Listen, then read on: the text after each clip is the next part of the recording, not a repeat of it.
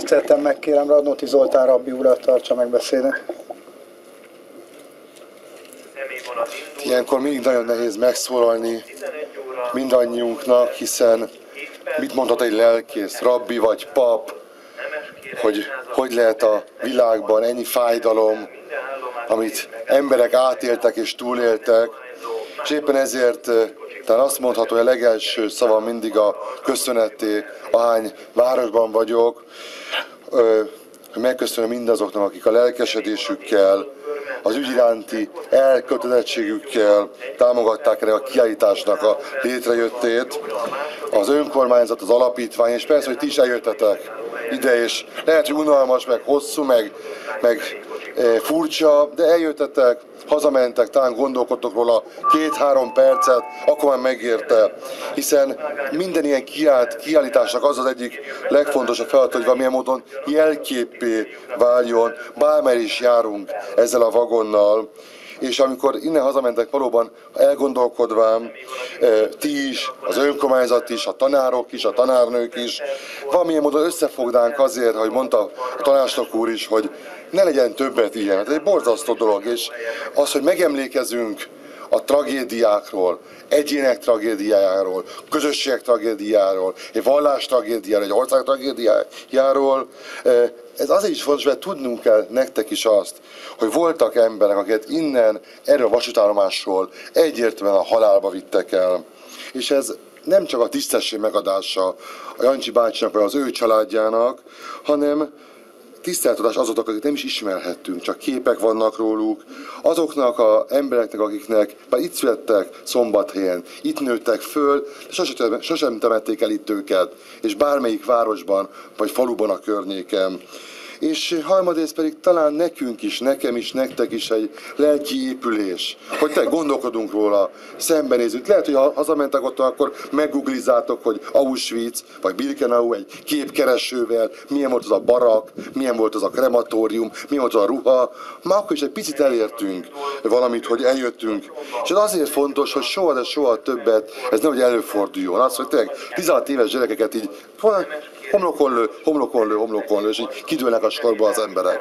Hát ez borzasztó dolog volt, ez soha nem fordulhat elő egyértelműen. És ez nem egy zsidó belügy, hanem ez minden gondolkodó embernek a belügye, mert pontosan tudjátok azt, mert nem akkor most elmondom, nem csak a zsidókat vitték el. Mindig a zsidókat, a romákat, a kommunistákat, a Jehova tanúit, a beteg embereket, mindazokat, akik nem illettek bele egy idilli társadalomba. Ez minden gondolkodó ember feladata. És, mint mondtam, volt talán egy kezdet egy olyan folyamatnak, amelyik végre tényleg megbékélést hoz a szíveben és a lelkekben, embercsoportok között. Látja az utolsó hónapokban, hogy vonulnak, kik mennek, barna bőrű, fehér bőrű, sárga bőrű, egyszerűen borzasztó, ami zajlik. Ha most nem lenne kiparajtam, akkor nem is lehet, hogy rabbi vagyok, próbáltam olyan ruhát fölvenni, ami nem ilyen reverenda meg. Na, van ilyen szép reverendám nekem is, de direkt így jöttem, hogy ilyen próbáltam lazára venni a figurát, és hogy így is beszélni egy picit, hogy ugyan vagyok, mint ti. Ugyanígy nőttem föl, fociztam, káromkodtam, csajoztam, mindent lehetett csinálni, ugyanúgy. Tehát ezek az emberek mind ilyenek voltak, egytől egyig. És ha ezt felismerjük egymásba valóban az embert, akkor tényleg egy békés, virágzó jövő lehet ebbe az országban. Neked is, nekem is, nekik is. És akkor azt mondja mindenki büszkén, igen, az én országom, az én városom, szeretem őt, imádom őt, büszke vagyok a himnuszára, a költőire, és tényleg a hazánk ez az ország. De csak úgy működhet, akkor ez a hazánk, ha együtt dolgozunk érte. És amikor jövök ide, én Pestről jöttem föl, bár járok ide Szombathelyre is, meg Mosonmagyorvára is, meg Sopronra is rabbiként elég sűrűn, mindig azon gondolkodom, hogy mit lehet még elmondani nektek, hiszen vannak a tankönyvek, a történelmórák, a különböző emléknapok, és persze van az internet, aki utána akar nézni, tényleg filmben, audióban, bárhol meg tud nézni mindent szinte. Keresek valami olyat, amit mondhatok nektek, és így előbb akkor a rabbi egy picit, és szeretnék visszamenni mondjuk egy 2500 esztendőt egészen Jeremiás prófétáig, aki egy zsidó ember, vagy általában a próféták, aki azt mondta, amikor a zsidó népet elvitték a Szentföldről Ante 586-ba Babilónia felé, az első számüzetésben a zsidó nép történetében, ez 2500 évvel ezelőtt volt.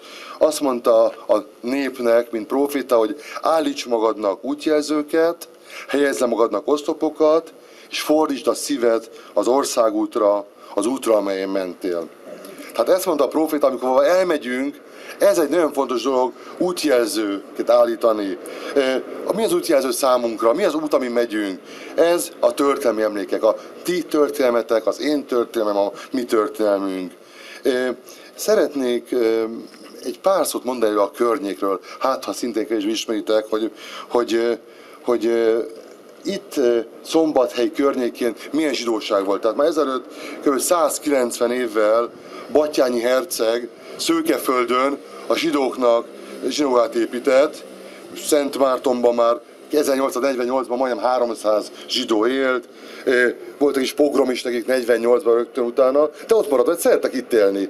Bár üldözték őket, megverték őket, de azt, hogy szerettünk itt élni, és az érdekes, hogy egész Dunántúli kereskedelemnek a központja itt Szombathelyen alakult ki a 19. század közepén. 1870-ben már majdnem 1000 zsidó élt itt a városban, és 1920-ban már 3552 zsidó élt, elég sok azért. Tehát a városnak egy majd 10%-a zsidó származású volt, de teljesen békében éltek egymással, szerették egymást. Csináltak a nagy zsinagógát 1880-ban, és az érdekes, hogy annyira itt éltek, hogy összesen egy rabbiuk volt ebben az időszakban, 1898-tól 44-ig, úgy hívták, hogy Benedikt Márk. Érdekes, a Márk is egy érdekes, egy rabbinak, annak egy Márk nevet, ami egy evangéliumi név, de ennyire itt éltek, ennyire magyarok akartak lenni. Összegyűjtöttem pár falvat, ahol szintén adtak zsidók, Barokfán 3, Csempeszkomácson 5, Gyöngyös Hermán 9, Herényben 1, Horvátlökön 4, Jákon 2, Kámon 15, Kisúnyonon 7, Nagyúnyonon 6, Onóton 5, Salköveskúton 2, Sén 2, Sarokpollányon 3, Söptén 2, Szentpéterfán 4, Táplánkereszten 10, Tornyon 9, Vasszéchenyiben 5, Vasszilágyvágyon 5, Vépen 2. Mindenhol 2, 3, 4, 5 zsidó lakott, és teljesen jól el voltak, szerették egymást, ott éltek, és amikor deportálták őket, innen 2615 embert ebből a városból, 926 családot. Nekik meg volt a jövőjük, álmaik, terveik, rengeteg. Hová tűntek? Hát itt van mi bennünk, olyan tibetek is ott vannak ők, mi bennünk, akik itt vagyunk most éppen Szombathelyen.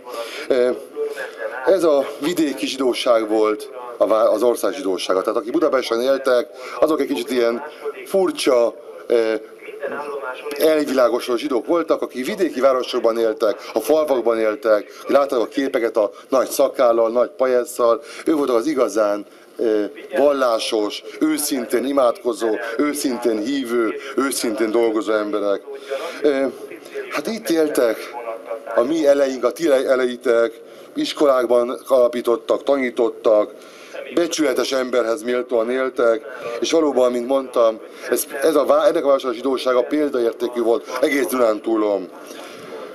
Hát igen, és eljöttek a szörnyűség évei, 44, a vagonok, a transport, hogy be fogtok menni talán, ha lesz kedvetek hozzá, és próbáljátok ki azt, hogy, hát nem lehet kipróbálni, de hogy olyan szorosan egymás mellé állni, hogy kb.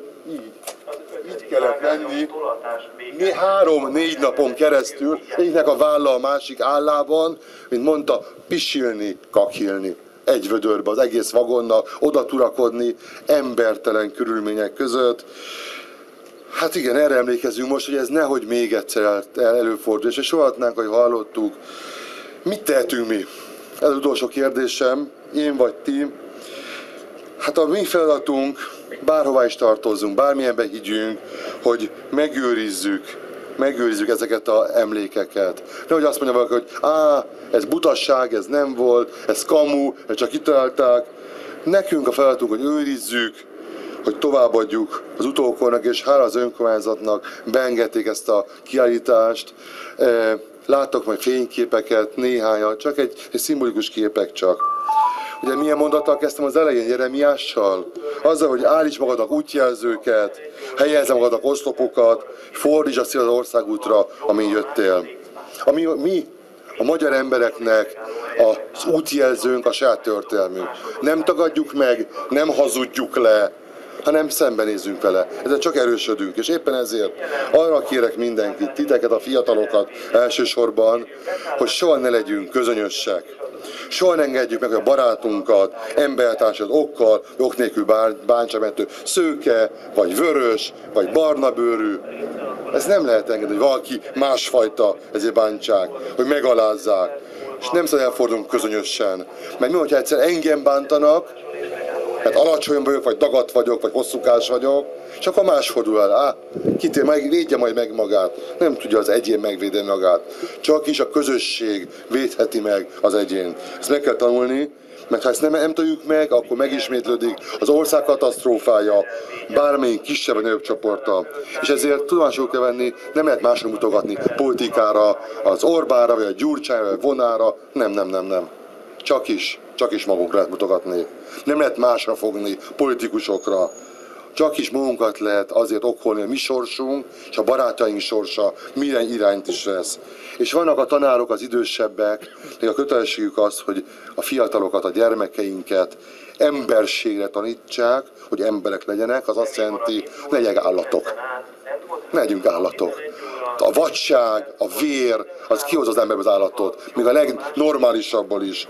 Ettől távol kell tartani a gyerekeket, hiszen ti olyan folyékonyak vagyunk minden szépre, jóra, ezt szíveljük meg a saját történelmünket, és hasznosítsuk ezt a saját javunkra, a ti javatokra, a szerelmeitek javára, a gyerekeitek javára majd lesznek. És ezzel szeretném megköszönni nektek, hogy eljöttetek, diákoknak, a tanároknak, hogy elhozták a diákokat, és van az önkormányzatnak, hogy befogadta a kiállítást, és a szervezőknek, hogy valóban már a 4. esztendeje mennek városról városra. Köszönöm szépen nektek!